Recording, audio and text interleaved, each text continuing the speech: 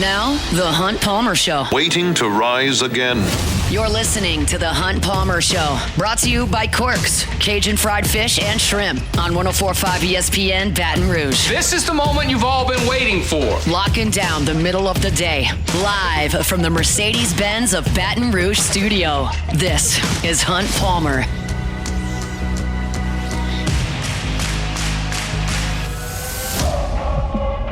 Welcome in. Hunt Palmer coming to you from the Mercedes-Benz of Baton Rouge studio downtown in the capital city on this Friday. That means we're brought to you by Quirks, Cajun fried fish and shrimp. Got Jacob Beck and Cassie Spazzali back there on the ones and twos. And fired up, you're hanging out with us for the next 2 hours. Hope that work week is in the rearview mirror. If not, we'll get you to the finish line here on ESPN Baton Rouge. Preston Guy will be along in 15 minutes. Saw Preston last night at our Christmas party. Didn't even know that the wife worked at the sister company that we've got here at Guarantee. But we'll talk to Preston here coming up. We've got to get you ready for the college football playoff. We'll talk a little bit of Saints as well. In the last segment of this show, I was thinking about the Saints job opening, and we've kind of downplayed how attractive that job might be. I want to compare it to some of the other situations in the league, and it might not be as bad as you think. We'll talk about that.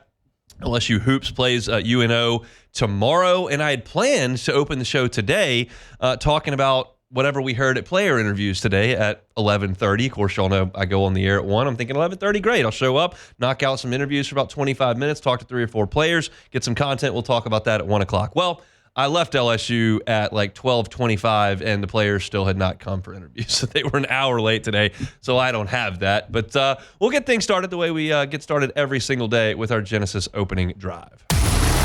It's time for Hunt's Opening Drive, presented by Genesis of Baton Rouge.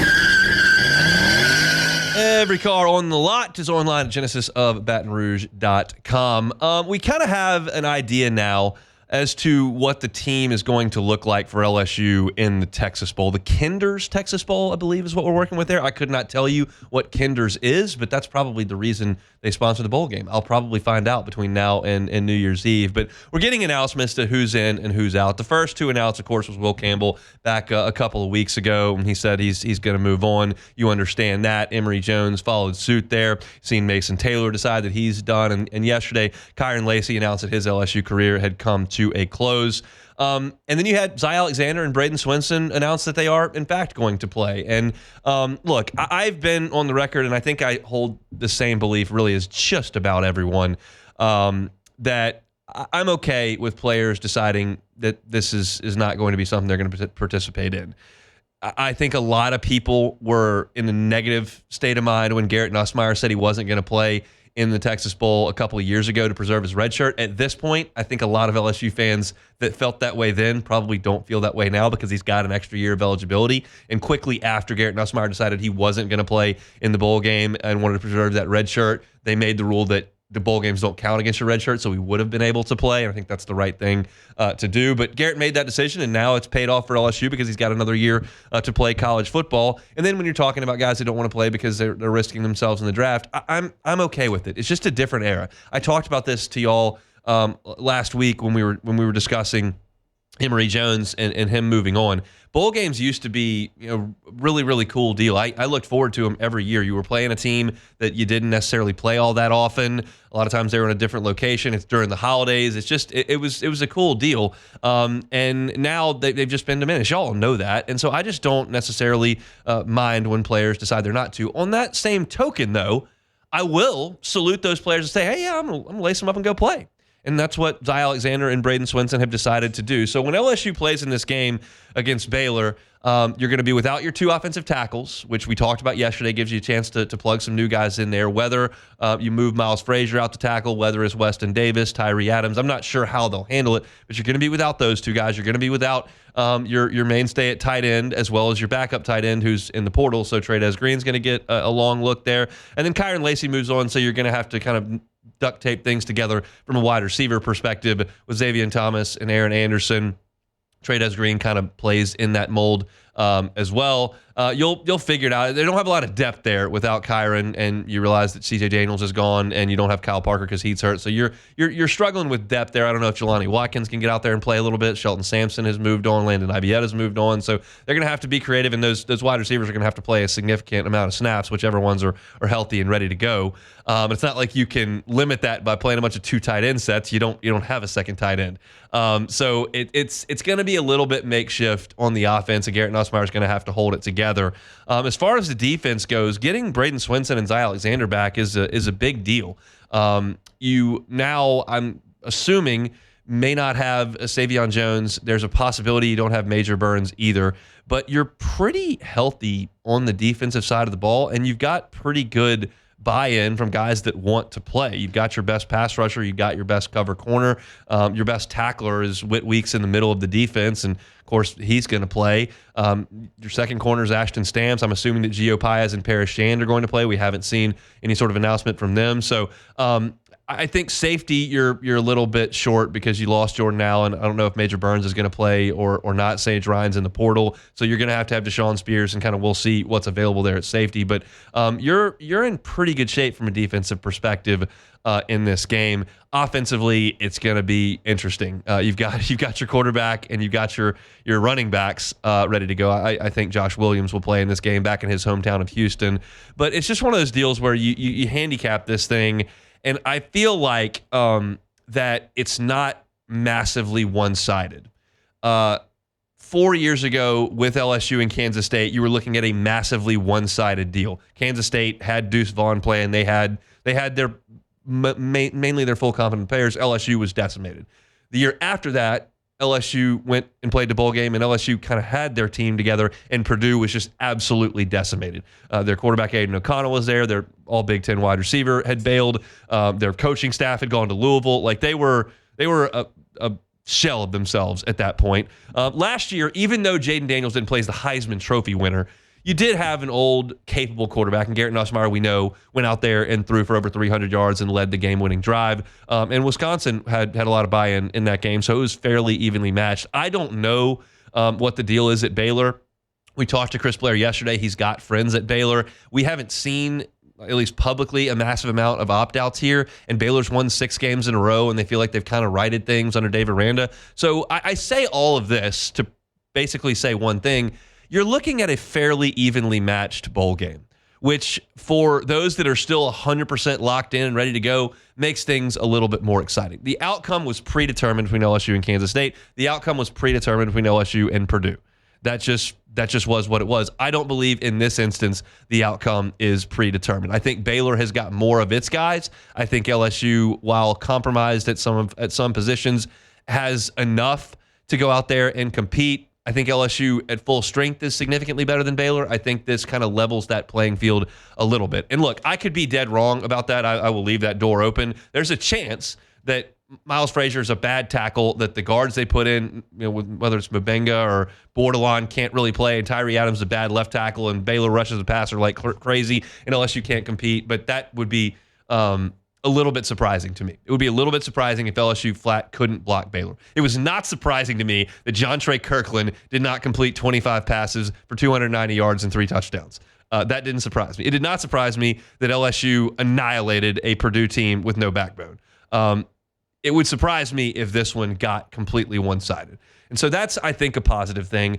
I'm trying to be a little bit careful. I'll be candid with you in like just completely trashing the bowl game, because I don't really feel that way. I feel it's insignificant to the program as a whole, but it is an opportunity for LSU to put the helmets on and go play in a football game. And I think the way that I'm choosing to approach it from a coverage perspective and from a fan perspective, and I never shy away from that on this microphone either, the way I'm choosing to look at this is I'm going to pull for them. I hope they do great. If things go badly, I'm just not going to get that emotionally invested. Like when Alabama comes into Tiger Stadium and wins that game by 40 points, like I'm moping walking to do that postgame show. Like that's an emotional tug on me to have that happen. That's not going to happen on New Year's Eve. I'm going to do the post-game show, going home and eat dinner with the wife, and whether they win or lose, it's not going to be that big a deal. I kind of felt the same way with the Wisconsin game last year. I hope that some of these young players that we see, like I talked about yesterday in our segment the 5 things I want to watch. I hope some of these young players play well, and that'll make me feel a little bit better about the future of the team. But if things don't go extremely well and Baylor wins the game by 14 points, it's just I can't quite climb that emotional hill with the Texas Bowl or the Gasparilla Bowl or the Belk Bowl or the Duke's Mayo Bowl or the Birmingham Bowl or what. I don't even know the tie-ins anymore. But I realize that I do have a responsibility both on LouisianaSports.net and here to give this game some coverage, because I know that there are a lot of you out there that absolutely are excited for the bowl game. I think you're probably a little bit in the minority, but it is what it is. And I feel like as I analyze this game, the first thing I wanted to do before we got into really anything was to look at this and go, okay, is this an evenly matched football game personnel-wise? And I think it is, which certainly makes it more interesting than some of the games that we've seen in recent past. So it'll be LSU and Baylor on New Year's. We don't have a ton of shows between then and now. We've got Monday of next week, and I think we've got Thursday and Friday of next week. And at that point, it's time to play. So there's only 3 shows. It's almost like Tuesday of game week as far as how much we have time to talk about this. So we'll get into a little bit starting on Monday with what this is going to look like. But I wanted to, that's kind of my opening blanket statement on this game, that, hey, we do have one that we should be able to pay attention to, because it's not just a complete joke like some of these games have turned into. Like the poster child for that is always going to be Florida State going to play against Georgia last year and just having nobody and losing by 80. That's going to be the one that rings the loudest nationally. But we've seen 2 of them here in Baton Rouge as well with LSU. So that's a situation as we start to look at this game. I think it's worth talking about from that perspective. That's our Genesis opening drive. We're brought to you by Cork's Cajun Fried Fish and Shrimp here on this Friday. Get on by for a late lunch. They're on Government Street between Foster and Jefferson. Fantastic crispy fried catfish, crispy shoestring fries, jumbo Gulf shrimp. They got the slaw, honey butter rolls. They got the beignet bites as well. If you got a holiday party, you got a lot of people coming over for the holidays, and you just don't want to cook for that many people, Cork's is fantastic with their catering capabilities, and they can help you out with all of that for this holiday season. Just give them a call. Tell Paul and Michael that we sent you over there. They'll get you taken care of over there at Cork's. You can check out the menu at corksfishandshrimp.com. We'll step aside. Preston Guy, tigerbait.com. When we come back on the Hunt Palmer Show. The Hunt Palmer Show. Boudreaux's Electrical Services. Neil and Melissa have been rocking and rolling down there in Napoleonville for 40 years. You do something for 40 years, you probably got it figured out. And they've got it figured out from the generator perspective. You're talking about Generac home standby generators for your home or your business. They take commercial orders as well. So if you're a commercial property owner or a business owner, want to make sure that in the event that the power does go out, you don't completely lose all productivity, get your generator put in from the folks over there at Boudreaux's. They're happy to help you out with all of that. I'm going to give you the phone number here in a second. I'll also give you the website that makes things really easy. But they've had the same phone number for 40 years. That's how long they've been rocking and rolling. It's 985-397-1562. Again, 985-397-1562. If you go, 985, I'm in the 225. How far away is that? Well, it's not that far. It's Napoleonville, but they've got a Gonzales location as well. That's 225-393-89. For your Generac home standby generators for your home or your business, Boudreaux's Electrical. Check them out online. Boudreaux'Electrical.com. Boudreaux'Electrical.com. You're listening to The Hunt Palmer Show. Brought to you by Cork's Cajun Fried Fish and Shrimp.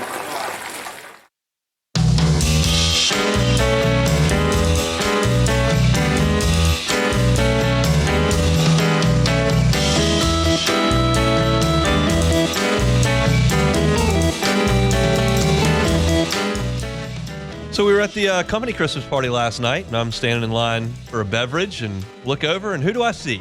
Preston Guy. God doesn't work here. What's he doing here? Well, turns out his lovely wife works at our sister company. So got to chat with Preston for a little bit, and he said that he wasn't going to do any work while he was at the Christmas party. So I hope that paid off. Did you enjoy yourself last night, Mr. Guy?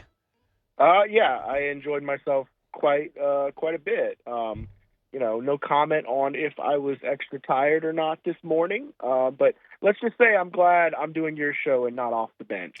Yeah, well, it was pretty quiet in here when I got here at 8. I did go to Popeyes in the Uber last night, so that's where my night ended up. If that gives you any indication as to how much fun that I had as well. So it was a fun time had by all. Glad to see it last night. Let's talk a little football. I just kind of did an opening segment. I want to talk about some of the portal stuff as well, but we'll touch on the bowl game here. About how I think this is a fairly evenly matched game when you consider the opt-outs. For LSU, you're looking at the tackles that aren't going to be there, and that's a big deal. And Kyron Lacey and Mason Taylor are a big deal as well. But Alexander and Braden Swinson are going to play. So you feel like we're at least in for what should be a competitive football game as opposed to some of the atrocities we've witnessed over the last 4 years? Yeah, and I mean, look, we're never going to forget that 2021 bowl game where John Trey Kirkland was taking quarterback snaps. And, most importantly, Nussmeier's taking, he'll be your starting quarterback. So it will be interesting to see how those tackles do because that's your sneak peek of next year. The good news is you got your veteran interior lineman will be there. So that always helps two young gups learning out there. But, I think LSU probably would have been the favorite had there been no opt-outs. And then, you got to think about Kyron Lacey is supposedly not playing in this game either. And it's going to be interesting. While it's a great look at the future and what see next man up type stuff, see what we're going to rely on, similar to how last year's bowl game we got to see what Nussmeier had as a starting quarterback. There are some advantages to it. And I do believe that bowl game helped Nussmeier be a better quarterback this season. So there's that. But ultimately, in terms of, you really want to win this game. You don't want to finish 8-5. You want to finish 9-4. I mean, so it does stink for that. I think they are pretty closely matched. And I think that just depending on how those two tackles adapt, LSU might be overmatched if those guys can't keep Nussmeier on his feet. So it's just a lot of question marks, in my opinion. Well, Taylor Sharp down the hall has been grinding the practice footage that LSU put out with Nussmeier throwing some deep balls, and apparently, according to that, he's studying like the Zapruder film. Miles Frazier might be kicking out to right tackle to play in this game. That's according to Taylor, watching the Twitter videos, but we'll see if that is what happens. Bo Bordelon was apparently playing right guard, but who knows? Didn't they just put out two videos? Isn't that it? Yeah, but he's like grinding. 2 plays, right? You can't get you can't get anything by him. All right, all I'll say, in case I was just checking to see I wasn't missing anything. I was like, well, yeah, I mean, that's one play. They might be testing it out. I'm not going to say that's concrete what they'll do. I would think that's fair assessment. Where's David Randa rank in your all-time LSU coordinators list? Well, I mean, we're talking about a championship coordinator. Yep. We're talking about, there's only been a handful of those ever, but that defense wasn't a dominant unit. I mean, I think Dave Aranda is a great coordinator. There's no doubt in my mind he's truly a great coordinator. I'm trying to see if I think maybe Bo Pelini 1.0 was good, not 2.0. So if you average out Bo Pelini, it's pretty god-awful. I'm trying to think of Jimbo Fisher, Will Muschamp. Chavis was really good. That 2011 defense was alongside the 03 defense, best in school history. I think the 11 defense was the 11 team was probably a little better than 03 in my opinion, although they're close. But Chavis, I can't help but think about third and Chavis and that 2013 team. Yeah. So I would say probably Dave Aranda's at the top. But you could convince me other guys. Yeah, I'm with you. I think he's the defensive coordinator I've had the most confidence in. Or if you want to go back to Muschamp, maybe for sure. It's kind of Saban's defense, but yeah, Muschamp did a good job here. Exactly. All right, let's talk about some of the guys they've added out of the portal. Of those group that they've added, what sticks out to you? Man, well, the guy who hasn't quite sent in his papers yet. Yes. Delane from Virginia Tech. Yep. That guy has a very impressive resume. I mean, you're talking about a guy who's played in 33 games, a guy who's a really good tackler, of physical nature. That would be the one that stands out the most as probably your biggest immediate impact guy. And I think right now he's fishing around trying to see what his NFL prospects are before he signs the dotted line. But if you could get him to play for you next year, we're talking about instant day one starter and a guy who, if he can adjust to the SEC grind, Sometimes we've seen good ACC quarterbacks come here and not be able to do that. But if he can do that, he's a bona fide day one starter and future NFL player.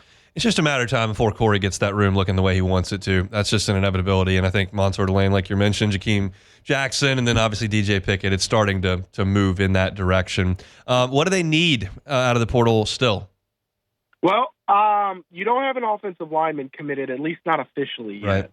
Right. I think there's a lot of buzz about Braylon Moore, the center from Virginia Tech, coming in, and I think that would help it would almost be like getting two linemen in, because you look at what DJ Chester is. The theory in play here is that Chester is playing out of position. Despite being a highly ranked player, he hasn't performed well at center. And the theory is that by kicking him out to guard, you are creating two good linemen with one player, right? So that would be big. And I thought LSU was going to go after 3 to 4 when this portal period opened, but with talking to people, it sounds like 2 might be the number. Of course, they're going to wait and see who's in there, because Brad Davis has done his evaluations of the portal. They're not looking to take a body just as a depth piece. They're looking for instant impact starters, and he didn't particularly like most of what he saw out there. So I think that they are taking their time. They understand there will be a spring window. They understand there will be more coaching changes. They understand there's a 5-day window after each team's playoff season ends. There's a 5-day window to enter the portal after that, and there's a 30-day window after a coach leaves, the head coach leaves. So there's a lot of opportunities to get more players down the road. And I don't think that they're looking to just take anybody right now just to take them, because they have players. They are bringing in 5 offensive linemen from this freshman class. They do have returning guys, Weston Davis, Tyree Adams, think of those guys. They do have players, right? It's just about whether or not they are SEC ready day one. And that's what you need, because you got 4 guys you're replacing one way or another. So O-line, tight end is actually quietly a big concern, but you just need one, right? Because, you're essentially down to Trey'Dez Green, transfer guy they just brought in from Oklahoma, and J.D. LaFleur is a true freshman who is a freshman who needs to develop. I don't think he's the kind of freshman prospect who's like, all right, he's got the stuff day one, put him in. I think he needs some time in the weight room and to develop, so you really need a third game-ready tight end. So keep an eye on that. If Delane decommits, then all of a sudden I'll argue you need a corner and safeties. I think you need 2 safeties as well. Shopping season almost never ends. It seems like LSU will be all over that. What, your thoughts on the wide receiver room that they've kind of overhauled here with 3 portal commitments? Man, that was your biggest need coming into this, actually. In fact, I remember talking with Scarborough on our postgame show, just, man, how bad the receiver room was looking for next year, given, the receiving room needed some improvements this year, and they're losing multiple guys with C.J. Daniels and Kyron Lacey leaving. So you needed to address that with the portal. Now all of a sudden you had Nick Anderson, who I believe is the number 1 portal wide receiver, if I'm not mistaken, who put up really good numbers in an anemic OU offense. Whenever I see numbers for a guy like that, but they played in an offense like OU's this year, I kind of want to add a multiplier to it. Like, okay, we need to account for how few opportunities the offense gave him the opportunity. And then Barry Brown from Kentucky. Same thing. Yeah. Well, yes, very similar setup for him, actually. But you see the athleticism. It's one of those things. A lot of these guys, the numbers won't pop out to you too much, but the film will. That's what I love about this portal class, okay? A lot of these guys have film that pop out. Barry Brown is a freak athletically, and it shows on film. By the way, same story for the quarterback they're taking out of Mississippi State. Yeah. Okay, 11 touchdowns, 7 interceptions. I get it. True freshman, completed 56% of his balls. I get why you'd be a little like, all right, he's okay. First off, that's a true freshman playing in a disaster situation at Mississippi State on their 3rd coach in 3 years, okay, who got thrown into the fire. Of course he went 0-8. Okay, but watch the film. Go watch the Georgia film. Look at the throws he's making. You're telling me that in a quarterback development system like what LSU has been building over the last few years, that he can't develop and become something pretty special? He'll certainly compete with Hurley, I'll tell you that much. So a lot of what I love about this class is just the film of these portal guys. You got a favorite playoff matchup over the next 2 days? Well, I think that the kind of I think Ohio State, Tennessee is the fun one, but man, I'll tell you what, I'm getting an itch to watch Notre Dame, Indiana in snow. You know, I don't know if you saw the pictures of the stadium. I did. This morning. Oh my God, I did. For 155 years, they robbed us of home playoff games in December in college football. What a travesty against humanity that is. I am so ready to watch this game tonight. And I think I like a sneaky Indiana team on an upset here. I mean, Notre Dame is, yes, they played Texas A&M very early in the season, but down the stretch, they weren't very battle tested. So I'm interested in that matchup. Those Texas boys got to head to Happy Valley, too. It's not going to be warm inside at Penn State for SMU, so I'm curious to watch how they respond to that. I just have in my head LSU going up to Michigan or something when it's like 9 degrees. LSU didn't even like going to Fayetteville when it's cold, much less the Midwest. That's going to be – when that day comes, I'm going to be real nervous about it because these Southern boys going up to single-digit temperatures does not sound appetizing. But I can't wait to watch. I'm like you. We'll see over the next 2 days. Have a great weekend. We'll talk soon, Preston. Thanks, man. All right, see you soon, Hunt. Preston Guy from TigerBait.com. Always appreciate his insight every single Friday. We'll step aside, get you ready for the NFL weekend to come. That's next. The Hunt Palmer Show. One Bath and Closets. OneBathAndClosets.com is the website. David Duvall and his team, 30 years redesigning and remodeling bathrooms and closets. They can do big jobs. They're a licensed contractor. They can do whole bathroom renovations. They're happy to help you with that. They can do small things like tub-to-shower conversions as well. If you've got a tub that's old and dingy and doesn't look great and you never use it, you don't sit down and take a bath, you're just a shower person, well, why don't you take the tub out and put a shower in? It makes your bathroom aesthetically look better. It also looks functionally better. So it's two things that help you out there with, and David Duvall is happy to help you with all of it. If you're thinking, I don't know about paying for that right now, financing options are very much available. 18 months interest-free if you qualify. Happy to help you with it. Go to the website, onebathandclosets.com. You can see pictures of their fantastic work. A lot of different examples of things they can do with your bathroom or your closet. And you can also get that free consultation. A discussion doesn't cost you anything. So go to onebathandclosets.com, have that consultation with David Duvall, and get started with your bathroom or your closet today. It's One Bath and Closets, onebathandclosets.com. This is the Hunt Palmer Show, brought to you by Quirks, Cajun fried fish and shrimp.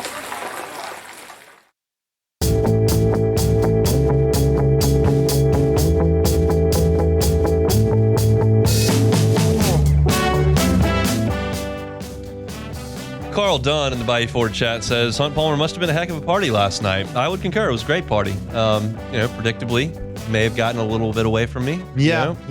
It happens. Look, the wife's not there. The kid's not there. There's an open bar. Shout out Flynn. And they gave us an Uber voucher. So, what are you going to do? I might have had one more than was necessary. Probably more than one. And look, it's okay. It's all right. I had a great time. Did you have some fun? Oh, yeah. It was awesome, man. Really, the food was amazing. I had a nice band. That was playing. another issue. I did not go get food. Yeah, that was a mistake. It was free. It was right there. I just didn't. A very big mistake on your part. But I did get Popeyes, which was great. You had to pay for that, though. I did. That's okay. Didn't have to pay for the Uber. Shout out Guarantee. That was fantastic work. So look, keeping it between the buoys, but you're here. You made it to work on time. I did. I was here at 8. I can tell you there weren't a lot of people here at 8. Brian Haldane was here at 8 to do his show on Talk. The morning show here was on with T-Bob, Jake, and then Alondra was here, Taylor was here, and I don't know if anybody else was here. I walked down to the sales floor. The lights were out. There was not even a soul there. Yeah. I don't know if the music stations were on or not. I didn't see anybody this morning, but that's okay. We had some fun, and this is kind of the end of the line for 2024. Like, the next 2 weeks are kind of cooked because of the holidays. Good show, I guarantee. Last night had a great time, great Christmas party. We got a lot to do here over the next 90 minutes or so. We will talk about the college football playoff, which I'm excited to break down in the second hour. LSU and UNO play a basketball game. I've got some brief thoughts on that. Newsflash: UNO not very good. So that's part of the story, but we got to see what LSU can do in this game. So we'll talk a little about that in hour number 2. But for right now, let's get you ready for what will be the week in the National Football League. Let's start in Tier 4, some bad football here. The Cardinals are at the Panthers. Cardinals are only one game back of the Rams and Steelers. The Panthers are not good, they do cover. 5-1 against the spread in their last 6, and they have covered 5 straight as underdogs. They're, of course, an underdog in this game. So play the Panthers. They're covering points. The Pats are at the Bills. The Patriots are bad. The Bills are not bad. The last two listen, this is an incredible stat. The last 2 times the Patriots and Bills have played in Buffalo, the opening kickoff has been run back for a touchdown.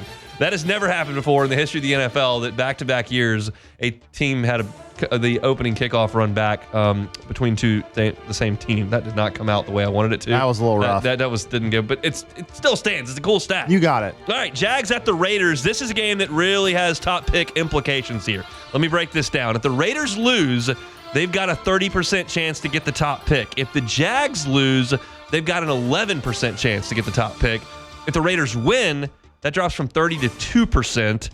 If the Jags win, that drops from 11 to less than 1%. So winner's probably not getting the first pick, but the loser very much could. All right, tier 3, a lot of action here in some mediocre football. The New York Giants will travel to Atlanta to play the Falcons. The Giants' loss would be a franchise record 10th in a row. However, from a local perspective, we want Malik to do well. He needs 99 yards and 16 catches to set the all-time rookie record held by Puka Nacua. So 99 yards and 16 catches over the last 3 weeks for Malik. He'll get those yards, the catches we will see. Lions are at the Bears in Chicago. The Lions have 21 players on IR. 21 players on IR. That is amazing. With the W against the Bears, who are terrible, the Lions' number 1 seed goes up to 65% that they will get the top seed in the NFC. An incredible job of coaching by Dan Campbell and his staff. Browns are at the Bengals. Dorian Thompson-Robinson is going to be the quarterback for the Browns in this game. This depresses me. Joe Burrow's QBR in losses this year is 72. That's the second highest ever since the stat was created in 2006. Ben Roethlisberger, for a bad team, was a little bit better, but Joe's played great. The Bengals just stink. Titans are at the Colts. Both teams have been eliminated from the playoffs, but you can still bet on this game. The Titans have been good against the spread as underdogs, 8-2. This season, they've had 6 straight road games go over the total for Tennessee, so check that out as well. The Rams are at the Jets. The 18th time Matt Stafford and Aaron Rodgers have played. That's the 5th most ever. Rodgers is 13-4 in those games. Of course, a lot of that was Stafford in Detroit. The Rams are 8-6, and they still could win the NFC West, so we'll see if they can go to New York and win. 49ers are at the Dolphins. The Dolphins are out of the playoffs with a loss. The 49ers are out with a loss or one of 7 teams winning. So basically, the 49ers are cooked. Tier 2, some good action here. The Vikings are at the Seahawks. The Vikings are 12-2, and I don't think a lot of people are really talking about the Vikings. Seattle is only 3-5 at home. A loss would be their first time with 6 home losses since 2008. Buccaneers are at the Cowboys. How about this? Dallas had won 17 straight home regular season games when the Saints went there in week 2. They haven't won since. They're 0-6 this year at AT&T. 17 in a row won. Now they've lost 6 in a row. That is wild. Tier 1, 3 games in the top tier this week. The Texans are at the Chiefs. Mahomes, it's December. That means he's got a high ankle sprain as usual. The Chiefs will have played every day but Tuesday this year, which is so weird. They're going to play a Christmas game on Wednesday coming up. They're the first team to play on 6 days of the week since the 1927 New York Yankees football team, which I didn't even know existed. The Steelers are at the Ravens. This is a great rivalry. The Steelers win the North with a win. Tomlin and Harbaugh have had their games decided by 7 points or less 9 in a row. That's the longest streak ever. They're 2 great coaches in that game. And the Eagles are at the Commanders. Jalen Hurts and A.J. Brown lead the NFL in yards per attempt. Jalen Hurts leads the NFL in rushing touchdowns. And the Eagles will win the NFC East with a win in Washington. That is your look at the National Football League. Beck, what are you looking for this weekend in the NFL in those games? I'm excited about Steelers Ravens. That's always a good one. Yeah, that's probably in the running for one of the best rivalries in the NFL. The NFC North is just always it's always bruising. There's always guys getting knocked around. Like that's always a hard hitting game. In as long as I can remember, but. I'm always interested in the tanking game. So you got one. The Jags Raiders. Jags and the Raiders, man. That's the Jags pick first. every 2 years. They pretty much do. They always pick first. It's kind of astounding how long they've managed to be this bad, except for that 1 year with Blake Bortles. Blake Bortles got to the title game. Yeah. I don't know how that happened. Yeah. But it did. How about Jaden? In Washington, Philly coming in. This is a litmus test to see how they stand up against the best teams in the league. I thought they made a statement when they went to Cincinnati and won. Turns out the Bengals aren't as good as we thought they were then. They've hammered some bad teams, and they've played with some good ones, but this is kind of a litmus test to where they stand in the NFC, because I think most people would suggest right now that the Eagles are a top 2 team in the NFC. Yeah. I don't know what to make of the Lions with the injuries. You could make the case the Eagles are the best team in the NFC. I want to see how the Commanders in their own stadium fare in that game. Yeah, I'm with you on that one, man. That's gonna be a big game for them, because right now the wild card is shaping up to be pretty tight for the NFC. Yeah. Because I mean, you got the Vikings and the Lions. One of those teams is not going to win the division. The Packers are 10-4. And you've got a bunch of 8-6 teams. It just makes me think of the Bears when you say that. Yeah. Look, the Vikings are really good. So are the Lions. The Packers are really good. And there's the Bears. Yep, sitting at 4-10. But yeah, this is a big game for the Commanders, man. They're scheduled down the stretch is pretty easy after this. I mean, they have the Falcons and the Cowboys. Those should be winnable games. But yeah, if you can win this one, you can probably book your ticket to the playoffs. What kind of action could you have gotten on the 49ers finishing last in the West? Oh, like you would have gotten some. I mean, there was some good odds on that. Yeah, I mean, they were probably. I'm guessing they were probably favored to win that division. Oh, sure. They're considered one of the best organizations in the league. You got McCaffrey back. Purdy's on a cheap deal. They got a great roster, and yeah, it's true. Injuries have bitten them real hard, and they just haven't been good. And when I think about it, it's not it wouldn't have been a terrible play, because you probably would have gotten good odds for it. And McCaffrey, you know, he's had injury problems in the past. You know, if you lose him, he's one of the best players in the league. If you lose him, that pretty much will. Deebo Samuel was on my fantasy team. I had to bench him. He was awful. Yeah, he was getting 2 points a week. I dropped him. They've been terrible. Yeah, they've been bad. And the last thing, the Bengals are in such no man's land. They're going to miss the playoffs by like 2 games and just not get a high pick and not make the playoffs. Just a dismal year. Terrible. And I'm just curious if Zach Taylor sticks around after this. Yeah, I just wonder how much blame. I mean, I know he's made some bad decisions, but the defense has just been absolutely horrifyingly awful. Bad. I mean, I think they are last. They're second to last. The only team that's given up more points than the Bengals this year are the Carolina Panthers. That is horrible. But the Panthers cover. They covered do. That in that segment we just did. The only game that I look at Zach Taylor and just go nuts on is the Baltimore game, because they stopped trying to move the ball and settled for a 55-yard field goal when Burrow was completing 80% of his throws. That made me bristle. They just ran it into the wall 3 times and kicked a field goal. That was awful. But speaking of coaches potentially losing their job, we have talked about the Saints job opening for a month and a half, because that's when Dennis Allen got fired, and we kind of consider it a very unattractive job based on the salary cap and based on the organizational structure and all that kind of stuff. And I started thinking about the other jobs that are open or are going to come open, and all of a sudden I want to start actually having a more frank conversation about where that Saints job actually sits, because there's some dysfunctional franchises in this league. So we're going to talk about that to close out hour number 1 coming up next.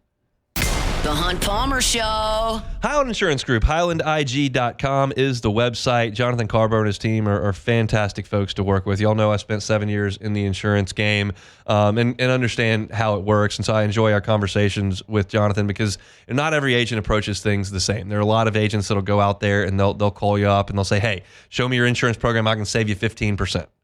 And if that's the call that you want to take, then this is probably not the company for you. That's not going to be the Highland Insurance Group's main goal. Now, of course, they're going to make sure that your commercial insurance is placed at a reasonable price. But the thing that they're going to concern themselves with is protecting your business from those risks, whether it's car accidents, whether it's hurricanes, whether it's cyber attacks, lawsuits, whatever the case may be. You need your insurance policy to respond to those things. You pay a lot of money for it. If you are a business, you want to make sure it's doing the right thing.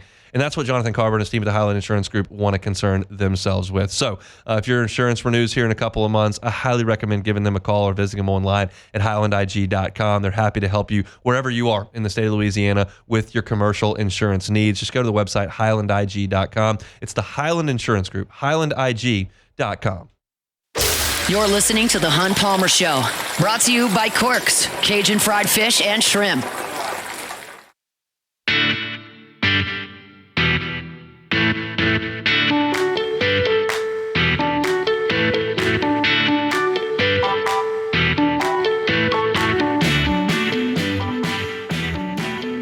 Let's wrap up hour number 1 here. Our Friday show is brought to you by Corks, Cajun Fried Fish and Shrimp. Let's talk a little Saints. We have talked about the Saints job being open for some time now, and I understand that you've got a general manager who hasn't done a phenomenal job in the draft or with the salary cap. You've got a terrible cap situation, and you don't have quarterback squared away. I'm not suggesting that the Saints job is incredibly desirable. I'm not. But I do want to go ahead and put them into the mix with all these other jobs that are going to be open.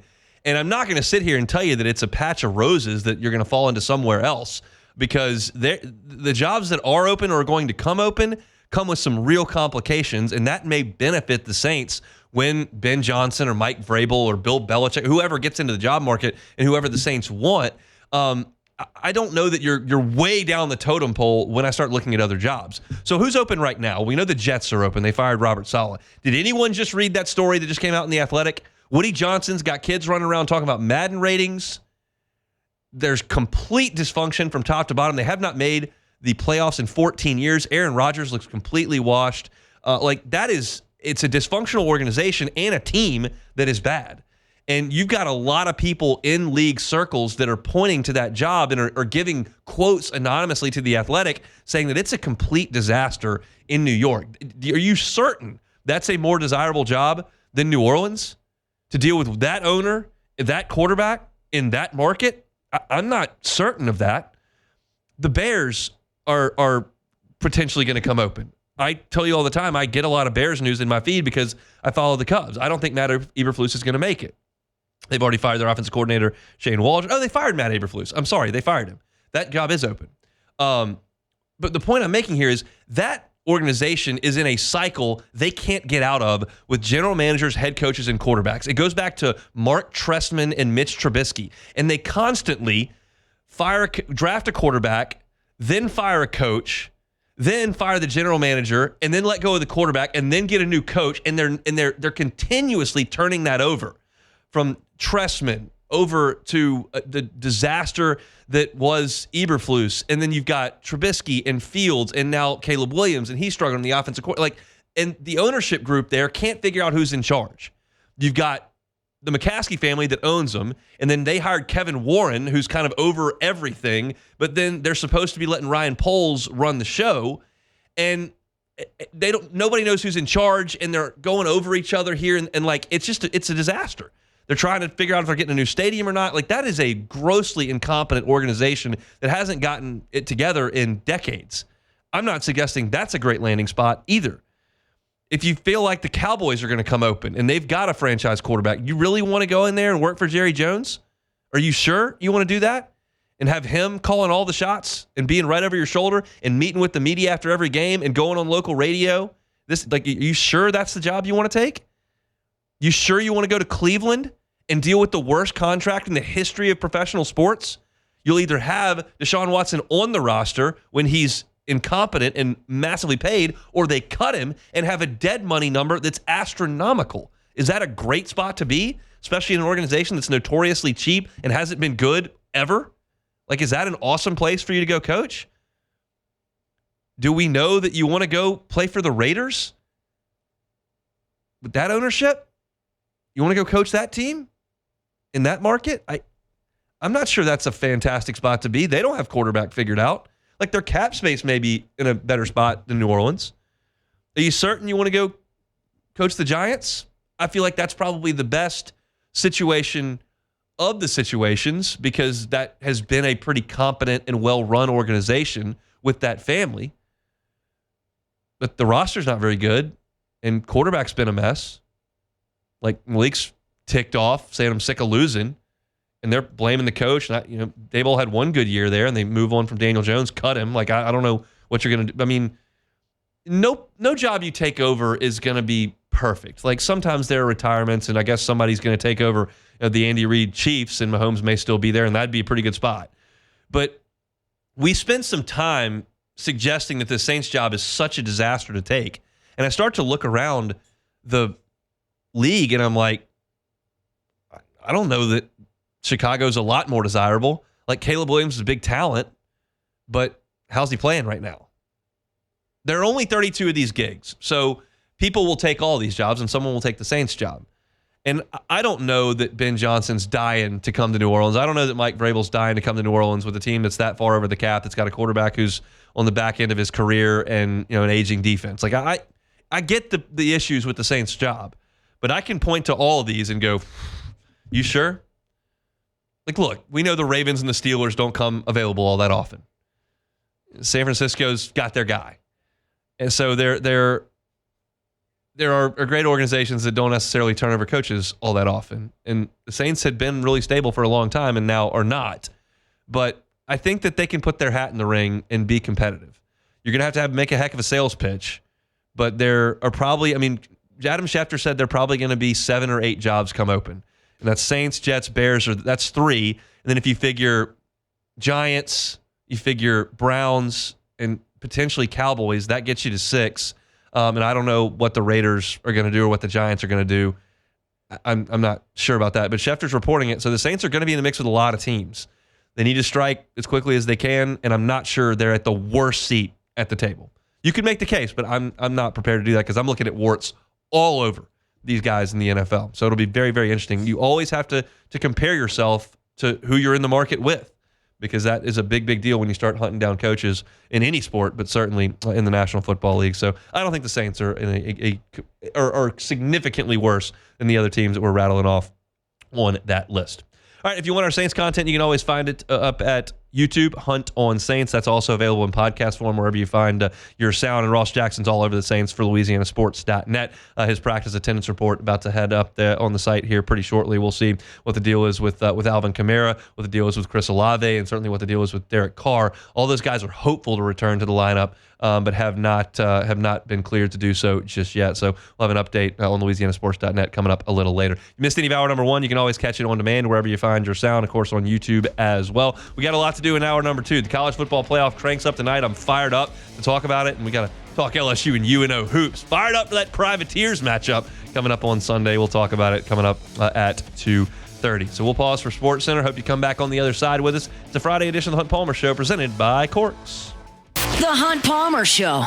Genesis of Baton Rouge. GenesisofBatonRouge.com is where you can find the entire line of vehicles. Get on by Airline Highway at Piku across from Women's Hospital and get behind the wheel of Genesis. You will feel the difference once you do. Their brand ambassadors are fantastic to work with, and they will help you on that test drive. If you don't have time or the desire to get by the dealership, that's okay. They can come to you. They're happy to test drive from your work. They're happy to test drive from your home.